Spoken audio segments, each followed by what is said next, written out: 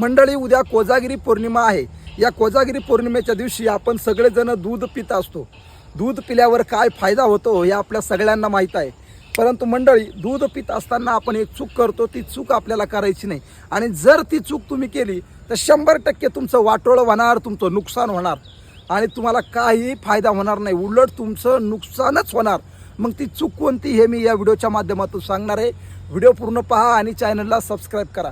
मंडळी, तुम्हाला माहिती आहे कोजागिरी पौर्णिमेच्या दिवशी चांदीच्या वाटीमध्ये दूध ठेवतात. दुधामध्ये केसर, काजू, बदाम, पिस्ता टाकत असतात आणि ते दूध घराच्या छतावर ठेवतात, जेणेकरून चंद्राची प्रतिबिंब त्याच्यामध्ये पडतील आणि मग ते दूध आपण पिऊ शकतो.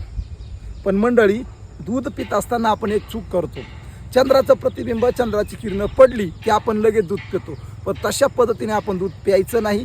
काय करायचं मंडळी, जसं आपण सूर्याला अर्घ्य देतो, सूर्याची पूजा करतो, तशाच पद्धतीने चंद्राला सुद्धा अर्घ्य अर्पण करायचं, चंद्राला सुद्धा जल अर्पण करायचं, चंद्राची सुद्धा पूजा करायची आणि मगच ते दूध प्यायचं.